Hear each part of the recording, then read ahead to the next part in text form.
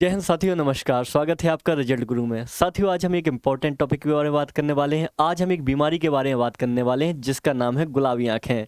आपको लग रहा होगा कोई बढ़िया सा नाम है, कोई मैग्नेटी टाइप की आंखें हैं। किसी अपनी प्रेयसी या प्रियतमा या फिर प्रेमिका की याद आपको जरूर आ जाएगी जब आप गुलाबी आंखें नाम सुनेंगे। लेकिन आपको बता दूं, इन मोहतरमा की आंखें देख रहे हैं किस तरीके से गुलाबी हो रखी है। एक आंख ऐसी लग रही है जैसे भांग पी रखी हो, दूसरी आंख नॉर्मल लग रही है। तो ये एक रोग होता है भैया, गुलाबी आंखें। इसको पिंक आई बोलते हैं।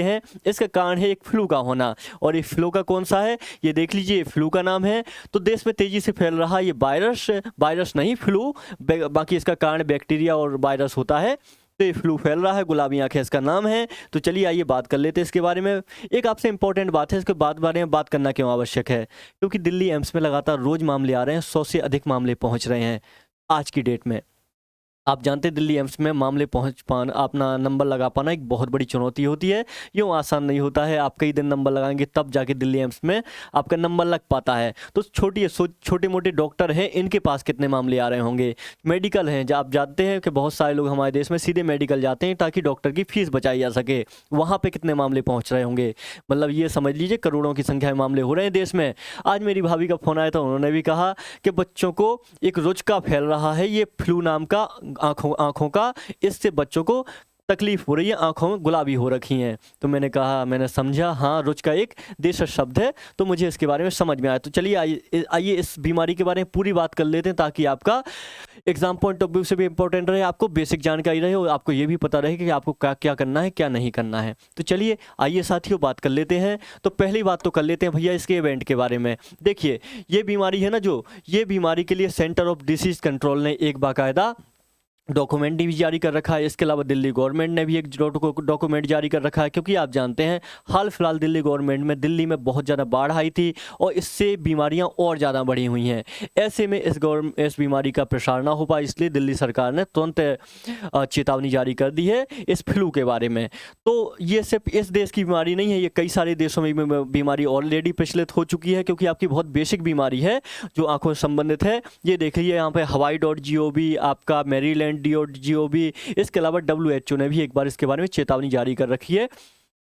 अब हम इस चेतावनी के बारे में तो नहीं जाएंगे क्योंकि बहुत लंबी बात हो जाएगी, लेकिन हम इसके बेसिक पॉइंट पे जरूर बात करेंगे। तो चलिए आइए बच्चे बेसिक पॉइंट पे बात कर लेते हैं। सबसे पहले ये बीमारी है क्या, सबसे पहले आई फ्लू है क्या। ये जो फ्लू है, तो ये भैया आई फ्लू यानी कंजक्टिवाइटिस एक तरह का संक्रमण है जो कंजक्टिवा की सूजन की वजह से बनता है। कंजक्टिवा क्लियर लेयर होती है आंखों के सफ़ेद हिस्से और पलकों के अंदर की लेयर को कवर करती है। देख रहे हैं, आंखों के ये एक लेयर का नाम होता है कंजक्टिवा।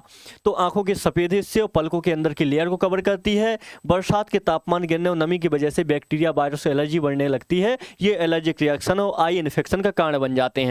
ये आपके लिए रही बेसिक जानकारी। यहाँ पे एग्जाम में प्रश्न बन सकता है कंजक्टिवा क्या है, तो आपकी आई लेयर है, याद रखिएगा। इसको पिंक आई क्यों कहते हैं, गुलाबी आंखें क्यों कहते हैं।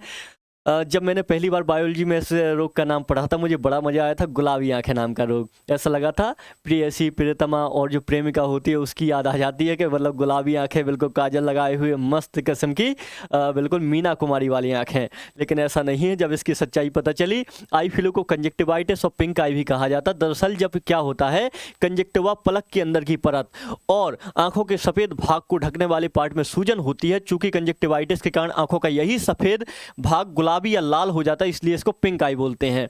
बाकी ये संक्रमण रोग है, तुरंत संक्रमित होता है। अगर आपने सोचिए थोड़ा आप संपर्क में आ गए तो आपकी भी आंखें गुलाबी होनी तय हैं, तो इसलिए बच के रहिएगा।